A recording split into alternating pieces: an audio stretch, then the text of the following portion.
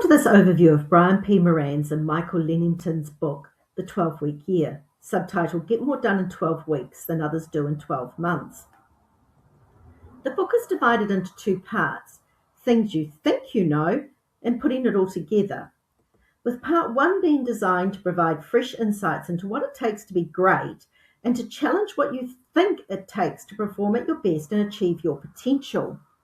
And part two, providing additional insights about what it takes to consistently apply the fundamentals of execution. Brian and Michael start by posing the question, if you could fully tap your potential, the you who shows up with your best stuff, the you who makes things happen, the you who makes a difference, the you who is living a life of significance, what might be different for you in 6 months? In 3 years, in 5 years.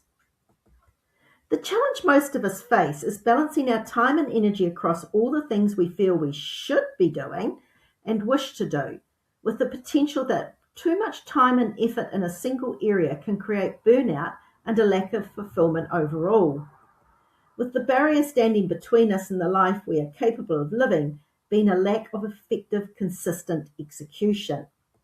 And that breakdown starts with annual planning, because unconsciously you start to believe what you achieve or don't achieve is determined by what happens over the course of a year, which then sets you up with the unspoken belief that there is plenty of time in the year to make things happen, which in turn is compounded by the unconscious hope that the substantial change you are wanting will magically happen later in the year, when in truth, every moment counts, because that is when execution happens. Ultimately, your thoughts create your results. So to change your results, you need to change your thinking, because that will change your actions, thereby creating opportunities for breakthrough. And your first change in thinking is that a year is 12 weeks long. December 31 is really no different to January 1. It is an artificial form of periodization. So now you are substituting your own definition, so you have 4 years of results in the same period others are chasing 1 year's worth of results, but still with a period of end-of-year recharging. Okay, so what about execution? Effective execution isn't complicated, but it isn't easy either, because when faced with an immediate, difficult or uncomfortable task, the short-term cost of taking action can seem greater than the long-term benefits of reaching your goal. This means often the task and the strategy are thrown away. So how to become comfortable with the uncomfortable? Because the important actions are the uncomfortable ones. The first critical step is creating and maintaining a compelling vision of the future you want, even more than you desire your short-term comfort. And that is not just your business vision or a vision for part of your life. It is your vision for your whole life, as vision is created twice, first mentally and then physically. Meaning, your next barrier is you do not create your vision mentally, which means by default, your lack of alternative action is strengthening the part of your brain that is resisting. Once you have a clear vision, you need a plan to get there, as this creates focus and allows you to think through in advance the best approach to achieving your goals so you reduce mistakes and save time. But not an annual plan or even a quarterly plan, a specific 12-week plan, as this makes your planning more predictable as you are making fewer assumptions. But also with no more than 3 priorities that will have the greatest impact in this period, as this allows you to focus intensely on the things that will bring your wanted results. But the intent is to structure it with implementation in mind, so your plan will be made up of both activities and numbers, which is then broken down into the weekly and daily actions that will keep you on track. However, it is not a glorified to-do list, but a reflection of the critical strategic activities that need to take place at that time to achieve your 12-week goal. The thing that makes sports so motivating is because the score is kept, and the same applies to your 12-week plan. That means not only reviewing your weekly plan every week or every day, but several times a day to keep you focused on what you know is needed to be prepared for the following week. Because your greatest control is over your actions rather than over your results. And reviews allow you to pinpoint breakdowns in your execution so you can quickly respond, whether it is a flaw in the plan or the execution, as each one requires a different response. Because the plan should never be changed unless you have been effectively completing your tactics and the result being sought is still not being produced.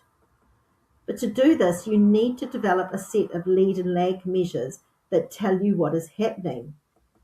And then at the end of each week, evaluate the percentage of tactics completed, because that is the measure of your execution rate. However, strive for excellence, not perfection, because even at an 85% execution rate, you are still likely to get the result you want. Even at 65 to 70%, you will get better results if you choose to stay in the game, because the process is about getting better and measurement drives the process. When we take on the two truths of we cannot create more time and our actions create our destiny, we need to confront the truth of our intentions and be aware of any gap between our plan and our real intentions.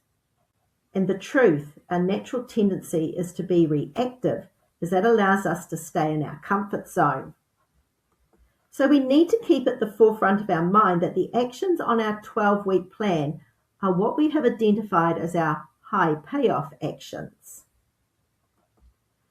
The recommended strategy is, rather than trying to eliminate unplanned interruptions, to instead use time intentionally by blocking out regular time to dedicate to your strategically important tasks. There are three primary components of this performance time: strategic blocks, buffer blocks, and breakout blocks.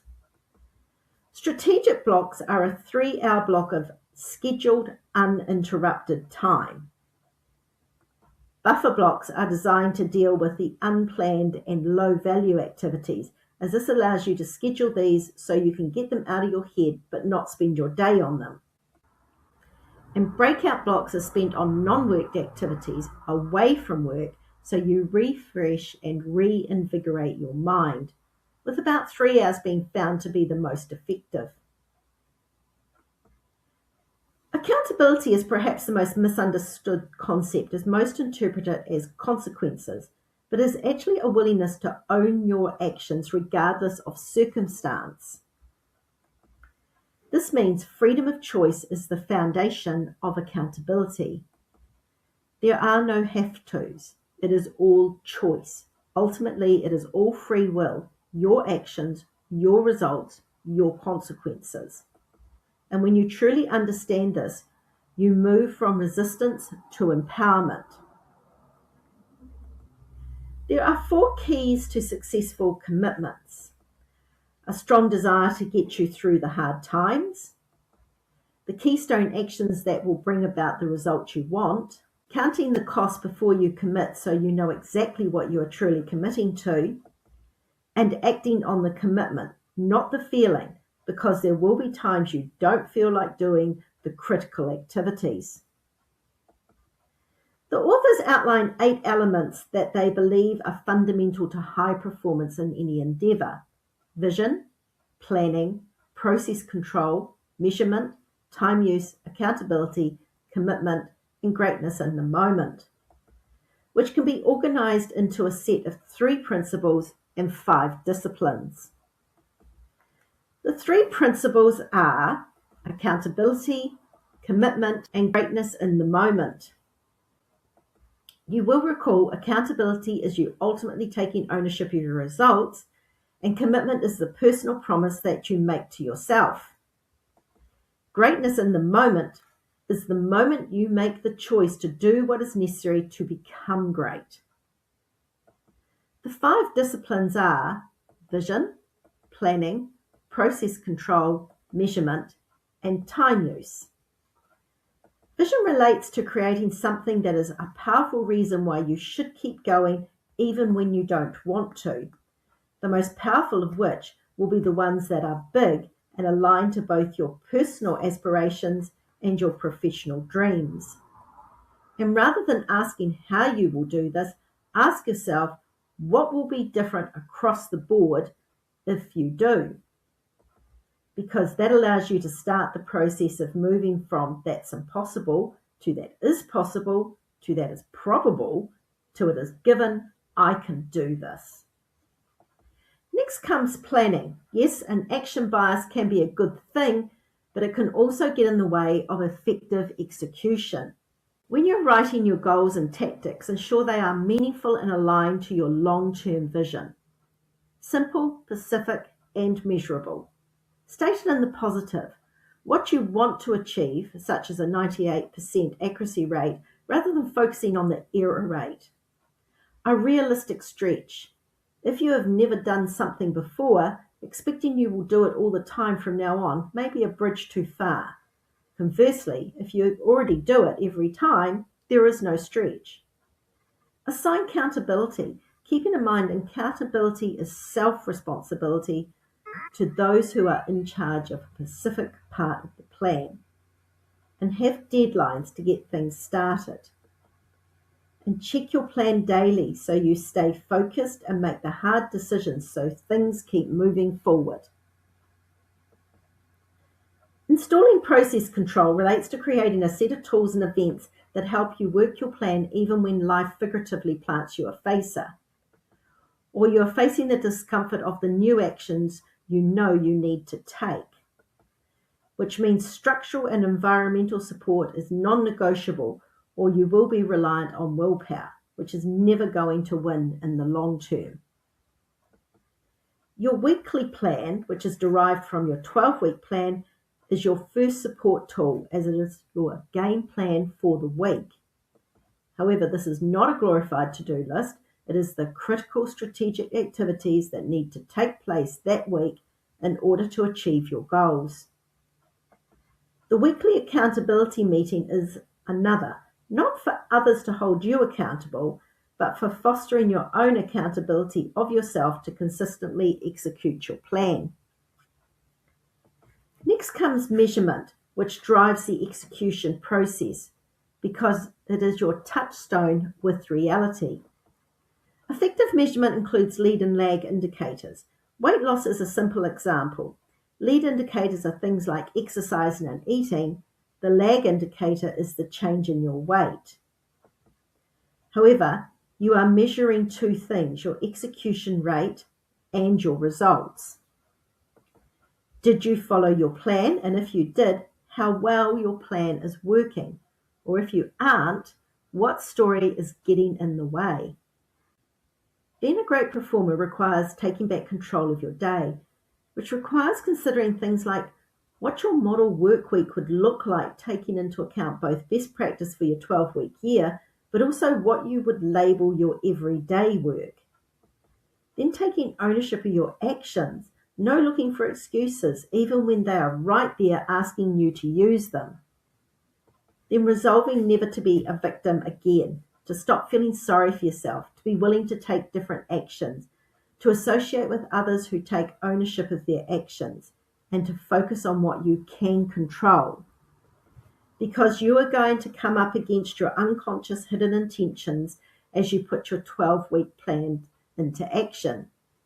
Those things that are in the gap between what you consciously recognize and what is stopping you taking the action you know you need to take. This will require you to keep in mind there are 4 keys to successful commitment: a strong desire, keystone actions, counting the costs, and acting on commitment, not feelings. So don't overcommit, especially in the early days. You've been behaving as you have for a reason. Now is the time to start chipping away at those things so you can address what is behind your excuses for not taking action. And at the end of the 12th week is your 13th week before you start your next 12-week cycle. This week is your week for understanding both what worked and what didn't in the 12-week cycle you just completed, and what is needed and wanted in the next cycle, and for celebrating and relaxing. This is a small book about closing the execution gap. It is divided into short, punchy chapters, with the authors providing proven tools, templates, exercises, and tips, as well as highlighting where you can go wrong, all to help you apply the 12-week year concept in a powerful way so you can achieve your goals. However, applying the 12-week year cycle will require emotional change and the acknowledgement that all change is uncomfortable. It is best, therefore, to be prepared that you will go through 5 emotional stages as you change: uninformed optimism, informed pessimism, valley of despair, informed optimism, and success and fulfillment. So pay particular attention to this part of the book so you do not end up stuck in a cycle of uninformed optimism, informed pessimism, and the valley of despair. The 12-week year concept can be used to live a life of intentional imbalance in the best way possible. You may decide for 12 weeks to make your health and fitness your focus, another your relationships, etc. Or you might wish to write a book or start a foundation, etc. But whatever it is you want to achieve, the benefit of the 12-week year is that the consistency of focus pays off like compound interest does for your investments. So the effort is going to be worth it. Thank you for viewing this video. Please like and subscribe and click on the notification bell to be advised when further book overviews are uploaded. And to help me grow this channel's reach, please share the link with others.